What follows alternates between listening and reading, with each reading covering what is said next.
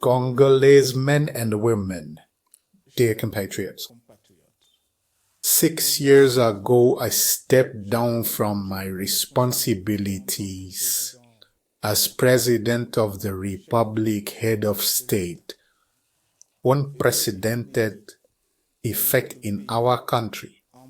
In nearly 60 years of independence, I peacefully handed over power to a new head of state. Since then, I had imposed a strict duty of discretion on myself, including when I was directly or indirectly involved through my relatives of provocations, denial of rights, humiliations, harmful imputations, and other multiple attacks on my dignity. First, because I'm convinced that time is the best ally of truth, a slow but powerful antidote against the venom of lies and denunciation. But most importantly, because acting openly would have played into the hands of those who, through this heinous campaign, sought to divert the attention of our people from their now proven inability to meet its expectations and aspirations. I have finally decided to break this long silence, to come out of my reserve and to address you because the issue is significant. It is even existential. Not for my political or biological family, even less for my humble self, but rather for the Congolese nation and for the future of our dear and beautiful country. I decided to break the silence because, given the situation our country is going through, continuing to remain silent would have made me liable before the court of history for failing to assist more than 100 million compatriots in danger. I take this opportunity to share with you my thoughts and thus participate in the search for a solution to the crisis our country is going through. The Democratic Republic of the Congo, land of our ancestors, because he is critically ill and his life is in danger. Better than anyone, you are aware of it because you experience it daily in your flesh and pay the price.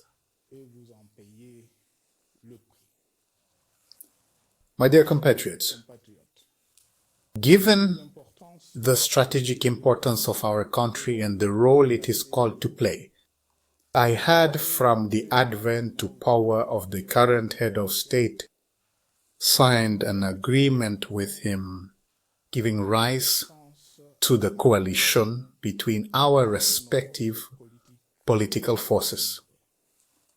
Regarding this agreement, many falsehoods have been stated, unfortunately, including by the one who is supposed to know the truth, being one of the two main signatories.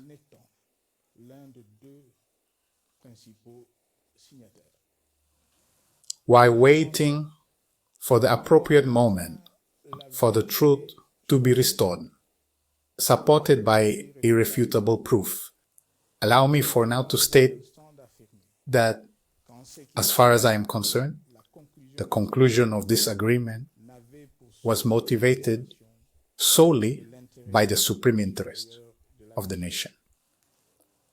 By this agreement to pool forces, I indeed intended to allow my successor to lead in the affairs of the state, more effective power than what the limited representation of his political family within the new National Assembly was entitled to confer upon him.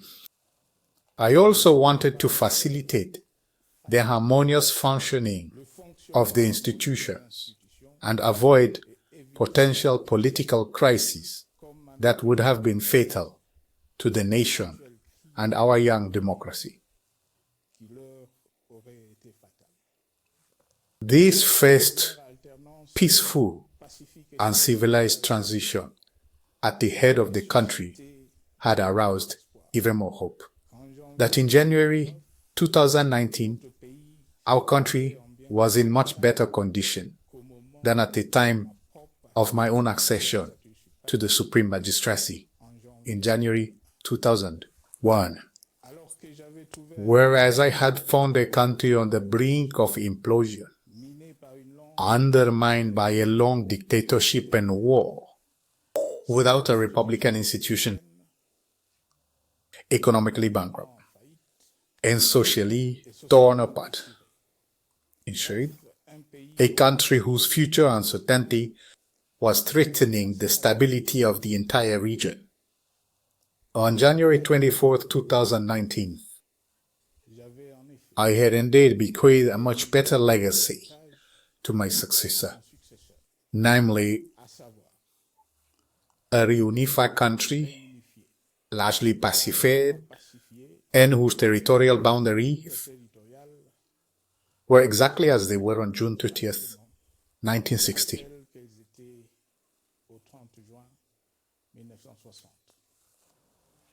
A nation reconstructed, reconciled, and proud of its diversity.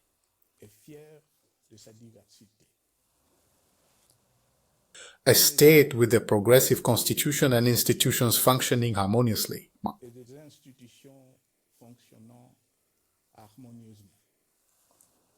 A dynamic and resilient economy, freed from the burden of debt inherited from the internal regime due to multiple structural reforms undertaken. A national Republican army, more and more professional and capable of meeting the challenge of defending the integrity of the national territories. A democracy in constant consolidation, with notably the self-financed organization of a third electoral cycle.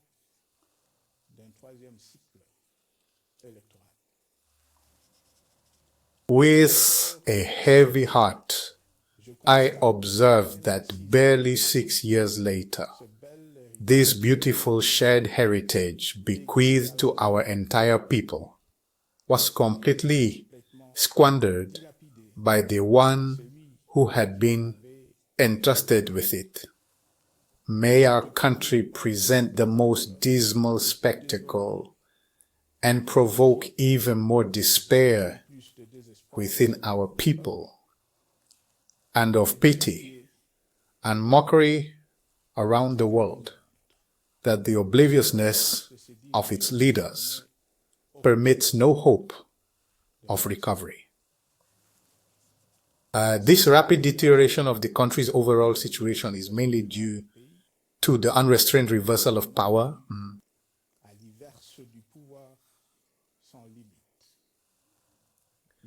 The new leader indeed undergoes, through a series of challenges, denials, and intentional violations of the Constitution, with the underlying irresistible desire to concentrate all power in the hands of a single man, disregarding the pact that cemented the cohesion of our people. The first act of challenging this Republican pact, true foundation of stability and national cohesion, consisted in deliberately violating the Constitution and the relevant laws during the first reshuffle of the Constitutional Court by the President of the Republic. The violation of this legal text, the foundation of any state governed by law, for simple reasons of political convenience, has since become a distinctive mark of our country's governance. In the same spirit, in December 2020, an institutional coup d'etat was organized, following the overthrow in the midst of a parliamentary term of a majority, though entrusted by the sovereign people as well as the government which it came from. This was followed by the illegal appointment of members of the Independent National Electoral Commission, as well as the mockery of the elections of December 2023, organized in violation of the legal framework and international standards relevant, which, through an unprecedented scale of fraud, amplified the illegitimacy of the institutions and their leaders. The final blow was given by the announcement of the project to change the constitution, a project whose realization would completely dissolve the national consensus of Saint-Cécile. The negative consequences of this unorthodox governance are, to say the least, astounding. The country has thus become a lawless space. The republic has ceased to be democratic, and the will of the head of state now stands in place of supreme law, supplanting the constitution and the laws, however, set up as government policy. Populism and demagoguery, lies and arrogance, discrimination and stigmatization of certain components of our people, the institutionalization of tribalism and nepotism.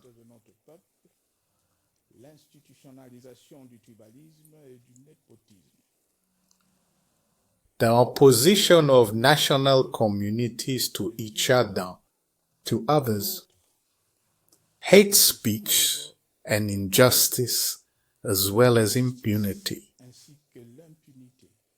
All the more easily since national cohesion and living together, as transient opulence and the breaking of promises are the watchwords of the political class in power, which has made the country fragile and therefore vulnerable.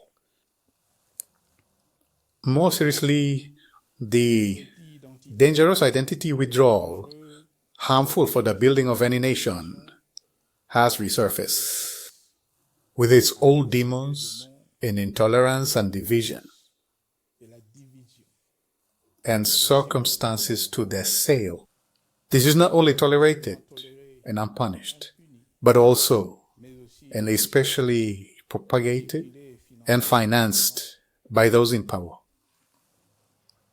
Faced with this drift, Parliament has abdicated its constitutional mission of being a counterpower.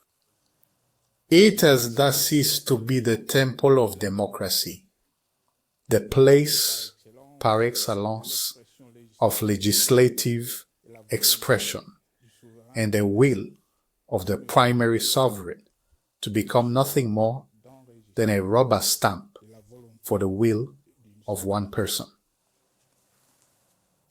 As for justice, constitutional guarantor of public freedoms and the foundation of values that structure our identity and forge our unity, it has completely abdicated its responsibilities, allowing itself to be openly manipulated for political purposes.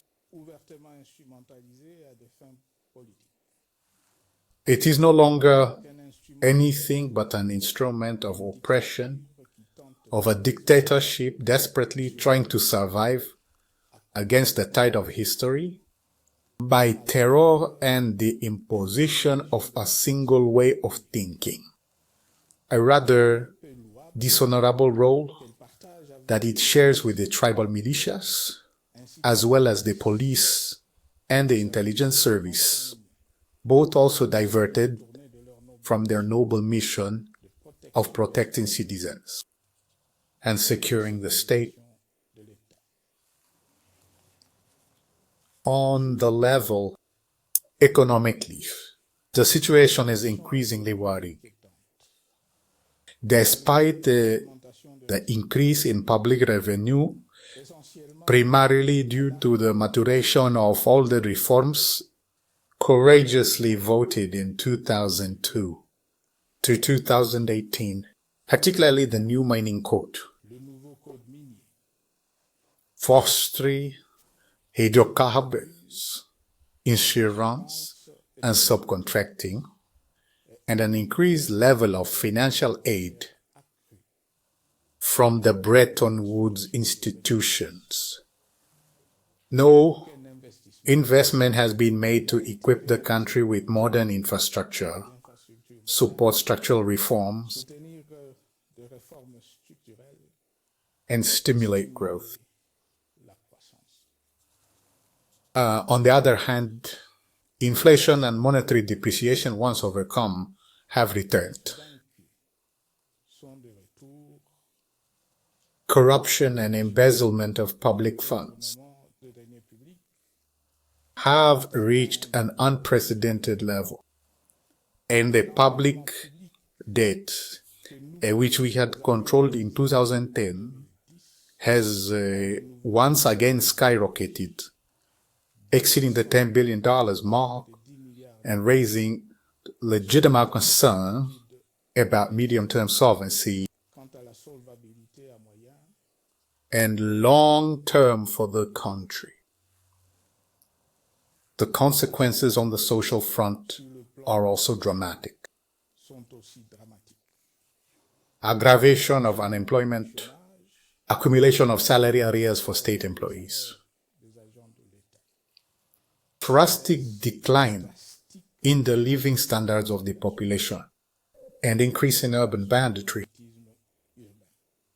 rural exodus, and the famine in a growing number of provinces.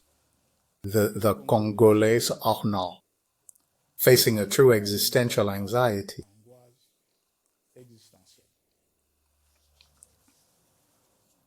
Among the resigned victims? Among the victims of this mess is our youth, who was nevertheless part of the entire democratic struggle and who believed a lot to the virtues of peaceful change.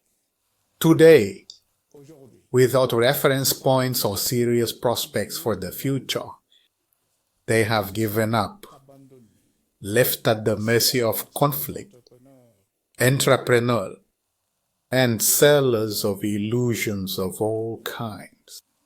None of what was promised to him over 6 years ago has been fulfilled. To this youth, disillusioned, like the rest of our people, we want to provide reassurance. The failure of a regime compromises but does not definitively seal the fate of a people. My dear compatriots,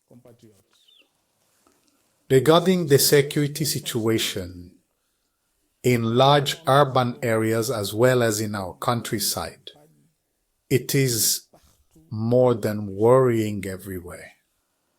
This is notably the case in North Kivu, South Kivu, Ituri, Maniema, Tanganyika, Katanga, and Mai-Ndombe.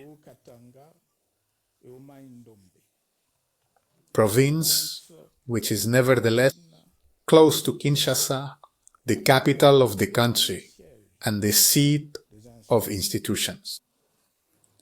The blood of our compatriots, civilians and military, valiant officers and rank soldiers, but also deputies, eminent members of civil society, or political parties has thus flowed abundantly and freely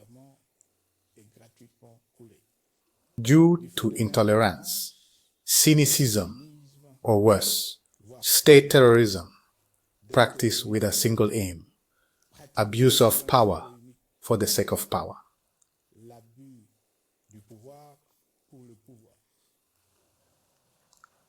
This is the case, among others.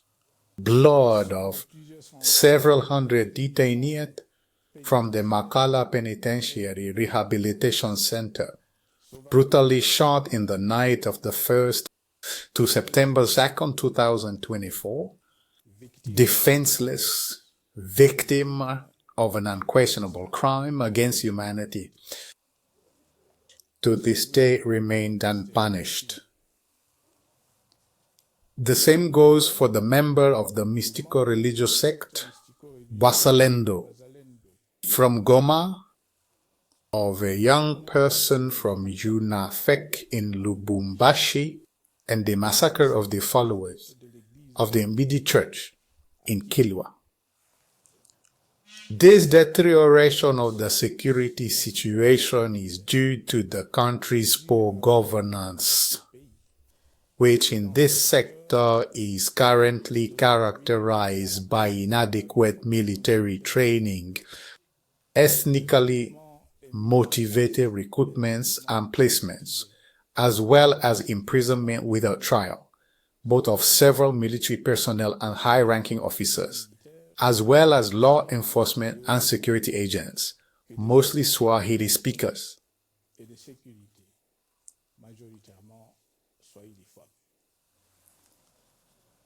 Even more, to the National Army, shield of the nation, instrument of preserving national independence and territorial integrity, have been replaced by bands of mercenaries, armed groups, tribal militias, and foreign armed forces that have not only shown their limitations, but also plunged the country into chaos.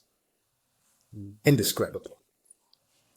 The state has thus lost the monopoly on legitimate violence by outsourcing to armed groups, once mastered, the maintenance of public order and national tranquility. And as if that were not enough, the National Army is vilified, booed, and ridiculed by the authorities who never take responsibility, while they are supposed to ensure its consolidation and its respectability. For having trained, commanded, and led them to the bottom, I know our soldiers, scapegoats today for all the failures recorded on the battlefield, yet they are not immeasurably less good, less nationalist, and less loyal. What has changed in the meantime is the quality of leadership and their management. At the regional level, the government has elevated the disastrous option of turning away from two main international instruments, which were at the foundation of the regional architecture of peace and security. This had allowed the regional stability that the current president found upon assuming power.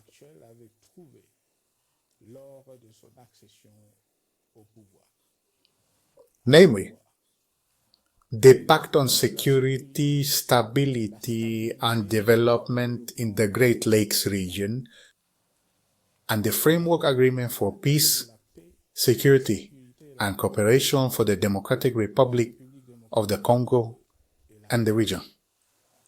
Even more serious, by turning negative forces, the FDLR, as well as hundreds of Congolese armed groups, into auxiliaries of the armed forces of the Democratic Republic of the Congo the government has paved the way for the regionalization of the conflict, with inevitable consequences on the region's stability.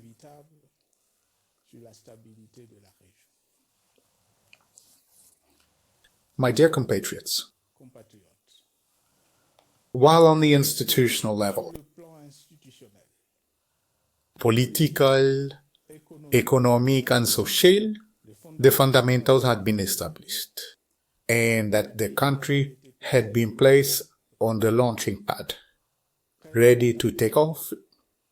Here we are, unfortunately, in record time, 6 years, back to square one, only from a failed state, divided, disintegrated, on the brink of implosion, ranked prominently on the list. From a poor country, the most corrupt and highly indebted. This is confirmed by the entire report from the United Nations Security Council, than those on the Human Development Index and on poverty.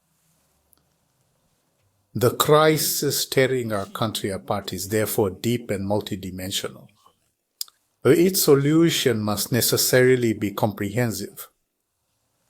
Any other approach, therefore, has no chance of leading to lasting peace. Even more, the Congo is timeless.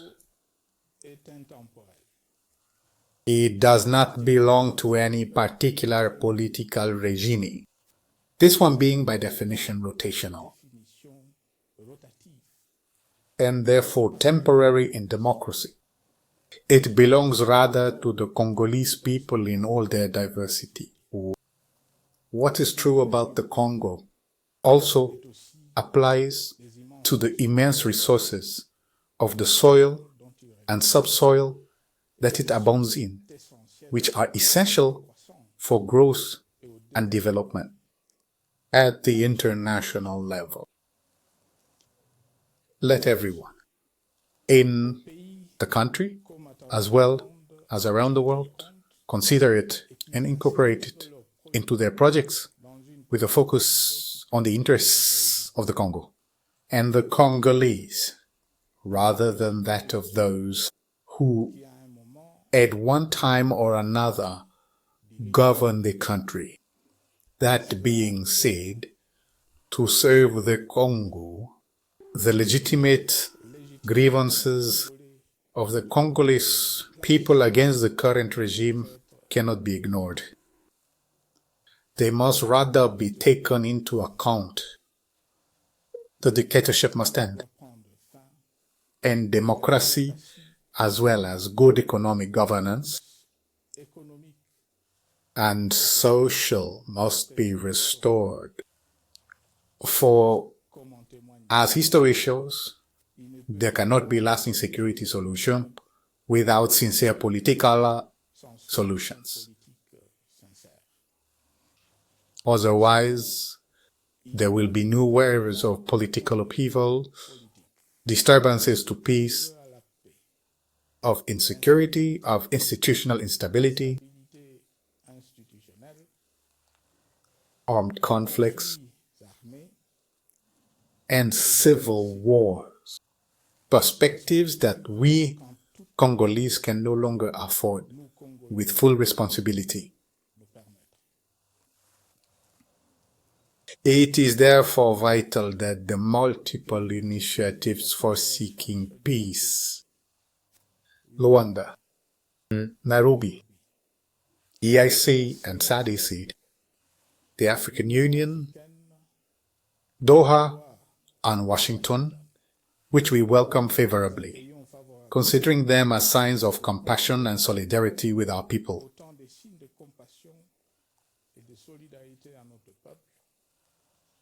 Be aware of this requirement. May they grant the Congolese, both masters of their destiny and the primary victims of this crisis, the central place that is rightfully theirs, both in diagnosing the ailment the country suffers from and in prescribing the treatment it needs to heal permanently.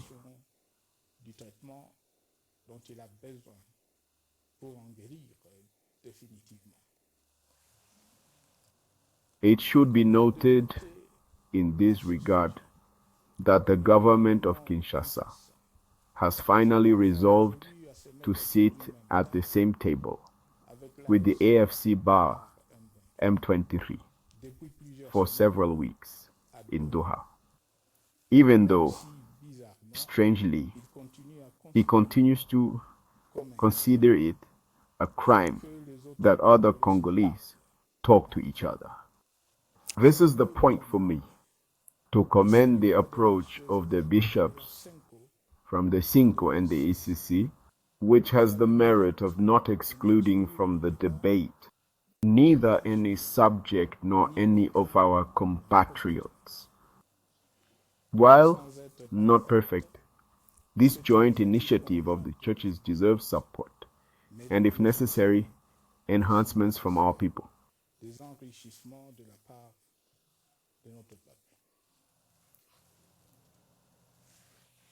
My dear compatriots, once is not customary.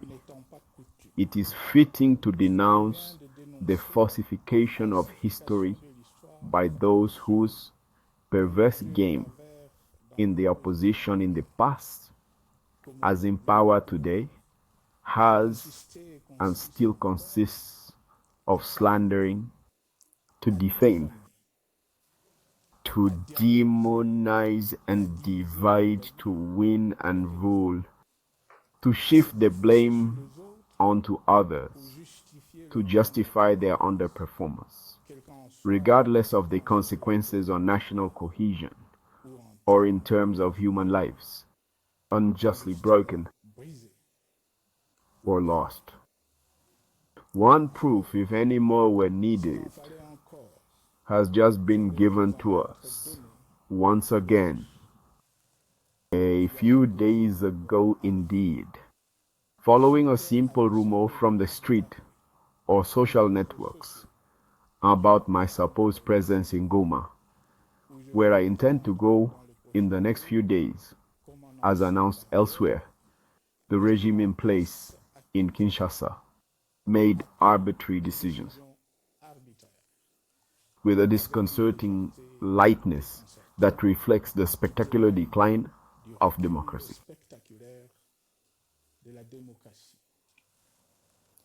Better than anyone, you know that for me, Congo is the absolute priority.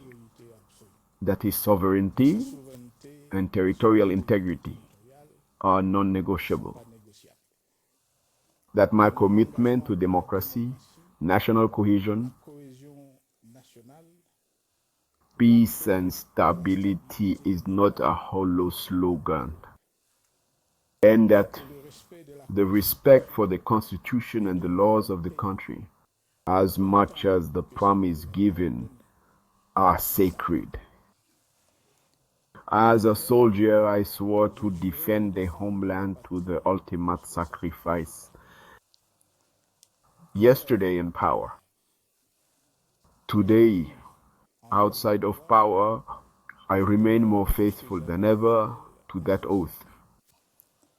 At this moment when the country is divided again, called by destiny, I have the duty to work for peace and to contribute to the rebuilding of another country that is dying. It is in this spirit that I chose this moment to express my sympathy to all the victims of the ongoing conflicts, to come forth and show my solidarity with the people of the eastern parts who are abandoned by the central power, which seems to have taken the side to punish you, among other things, by disconnecting financial institutions from the national banking network and restricting the movement of people and goods. These decisions and many others suffocate you and make your life more precarious than ever. I call on everyone, particularly the government, to humanize the living conditions of our compatriots in this part of the national territory. They have the right to life, to the schooling of their children, and to other conditions of well-being. Upon hearing the restoration of state authority over the entire national territory, I urge those in power to protect the population. Similarly, the army, the judiciary, and other structures in charge of order and security must truly serve the population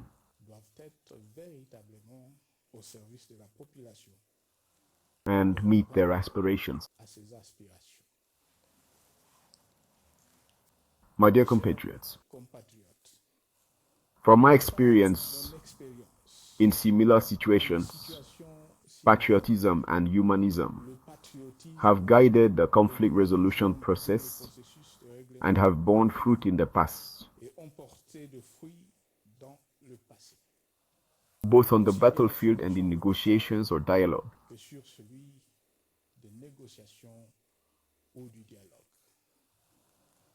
Our country had been almost half divided for a few years. Wisdom had prevailed then. We had pieced things back together, and the country survived in its unity. That's how, after a few years of reflection on the ongoing crisis, after consulting with heads of state, former heads of state from the region, as well as national and foreign political and social actors, I am making today a proposal that commits the entire nation to a patriotic surge for a citizens' pact to pull the country out of the abyss.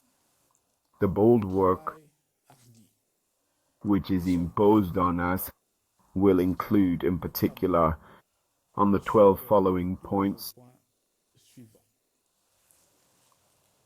1. End the dictatorship, or rather the tyranny. 2. Stop the war. 3. Restore the authority of the state over the entire national territory. 4. Restore democracy by returning to the fundamentals of a true rule of law.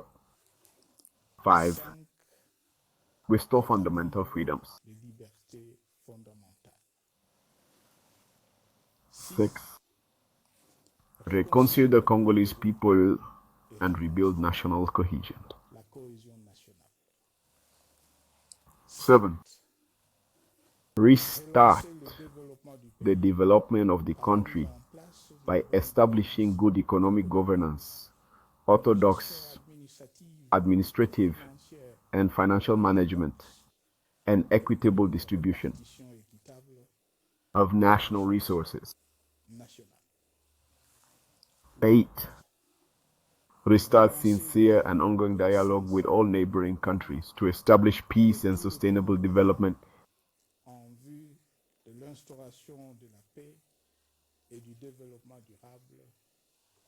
in the region. 9.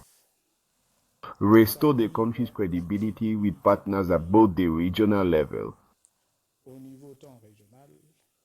continental, as well as international. 10.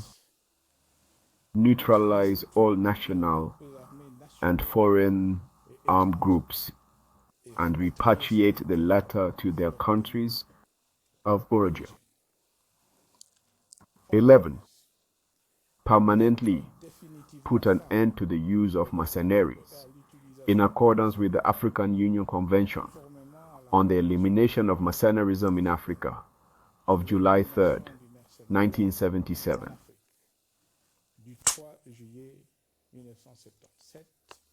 And the United Nations Resolution of December 4th, 1989.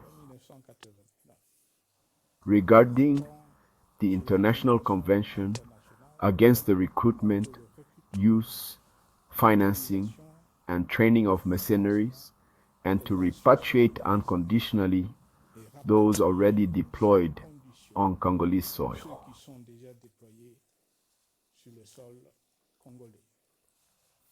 12.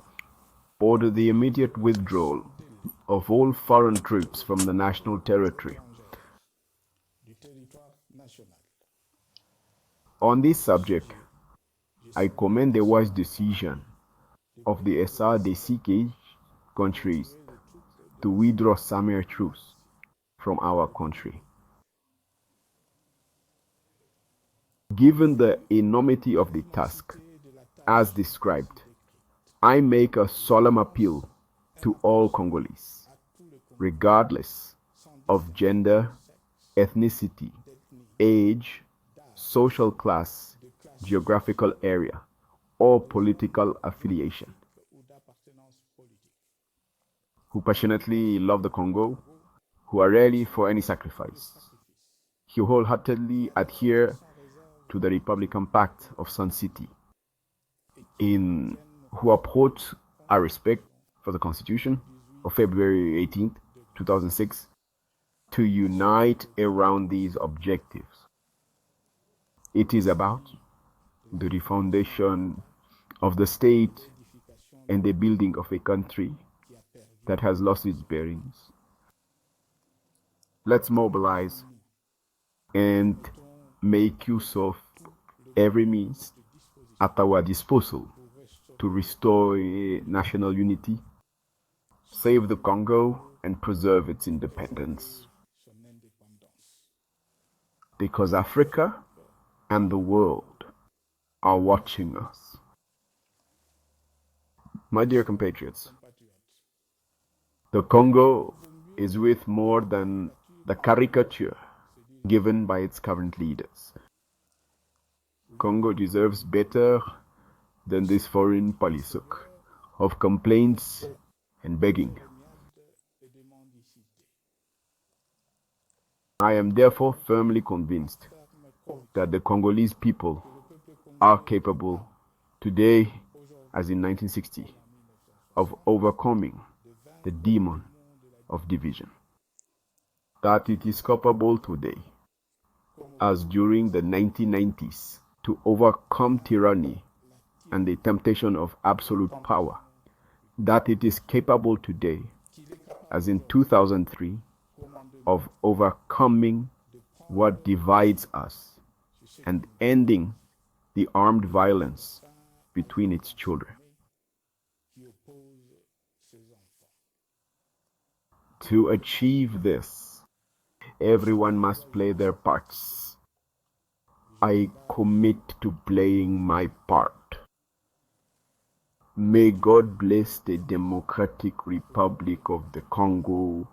May He bless each of you individually. Thank you.